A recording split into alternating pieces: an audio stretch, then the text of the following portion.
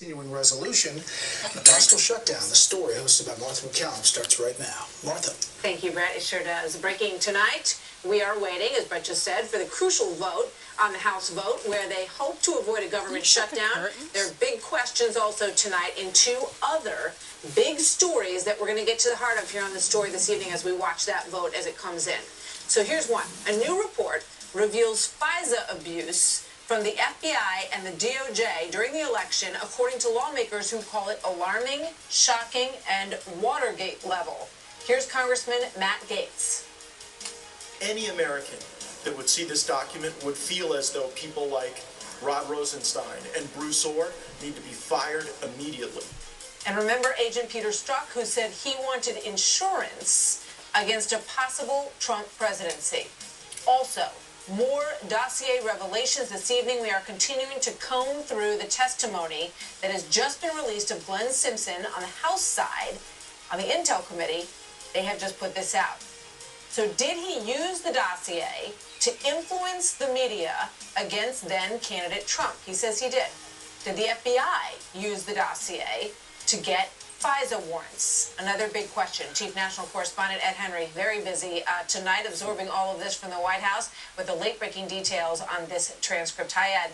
Martha, great to see you. I can tell you top White House officials here are watching this release of information very closely because it moves the House Intelligence Committee a big step closer to getting the public a look at this four-page memo that those Republican congressmen were talking about that might give us evidence for the first time that the Obama administration used that unverified Trump dossier to conduct surveillance of Trump officials. Let's start with what happened today. The House Intelligence Committee voting unanimously to release all 165 pages of Glenn Simpson's testimony last November. He revealed that in order to dig up dirt on candidate Trump, Fusion GPS was being paid $50,000 a month plus expenses. Remember, some of that money coming from the Clinton camp and the Democratic National Committee. Simpson denies he gave the dossier to BuzzFeed News, saying he got very upset when they published it because it was very dangerous to put this raw information out there.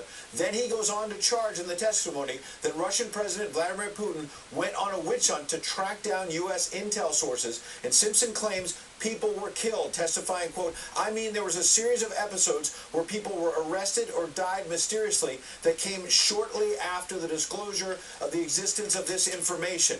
And I do believe there was a bit of an old-fashioned purge." Simpson, though, did admit he was involved in leaking other sensitive info, including the fact that FBI Director James Comey was investigating alleged Trump connections to Russia. All because Simpson was angry that Comey had announced he was reopening the Clinton email probe right before the election. On why they went to the press with that info, Simpson testified, "We decided if James Comey wasn't going to tell people about this investigation, you know, he had violated the rules, and he would only be fair if the world knew that both candidates were under FBI investigation."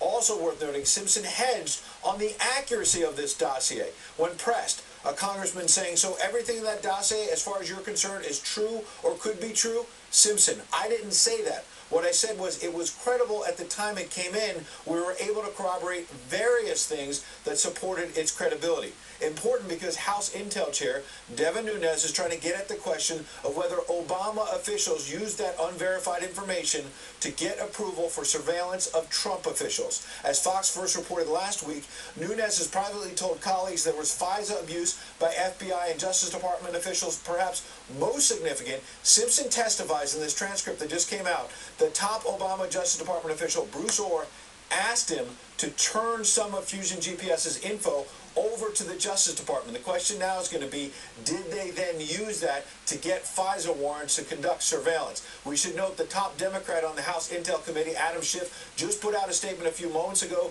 saying that what Nunes is doing is a distraction from the fact that Steve Bannon, Corey Lewandowski, and other Trump officials are not answering their questions about alleged Russia connections, Martha.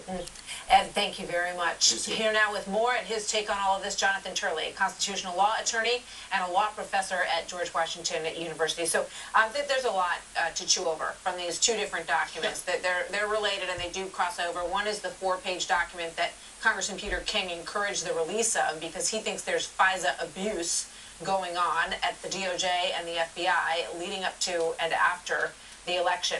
The other side of it is this Glenn Simpson document, which everybody is going through. One of the things that I found interesting here, in addition to what Ed just spoke about, is Simpson, on talking to Bruce Orr, he said, and this is after the election, he said, we were frankly, very scared for the country and for ourselves, and felt that if we could give it to someone else, we should, higher up.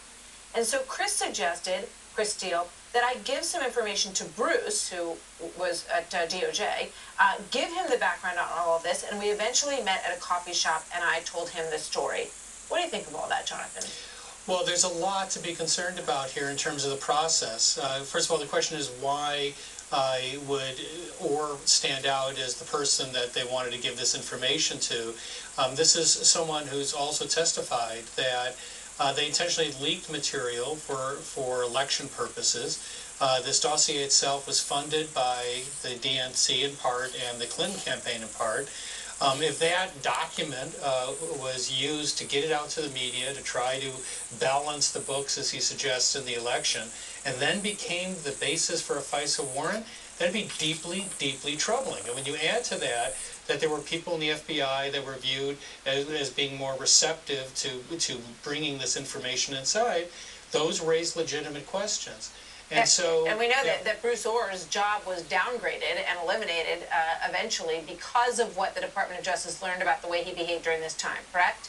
Right, and I've been a critic of FISA for many years. I was back in FISA in the prehistoric age in the Reagan administration as a young intern, and I've opposed that court because the standards are so low in terms of engaging in surveillance of U.S. citizens. So it always raises alarm when people go to the FISA court as opposed to a regular federal court to engage in surveillance. If you add to that they used a dossier, if it is true, that was funded by a political candidate and a political party, the DNC, as the basis for the FISA, you're talking very serious allegations. Now, we don't know for sure.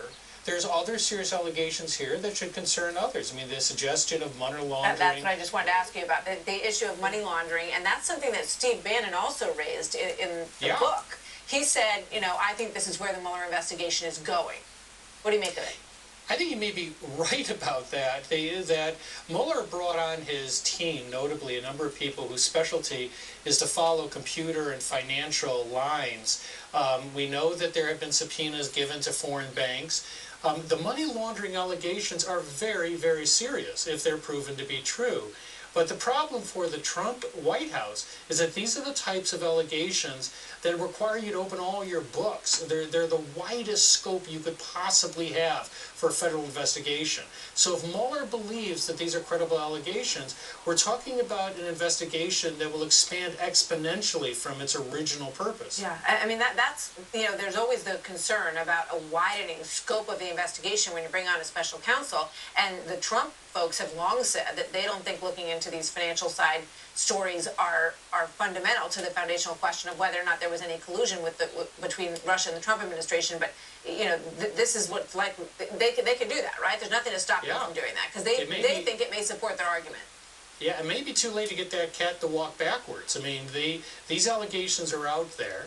And, there were a lot of business deals that the Russians had with, that the Trump family and businesses had with the Russians. They've admitted that. Trump's own son said that they had access to like $100 million in Russian funds. Those are the type of things that will easily sustain the special counsel investigation. Now, these are just allegations.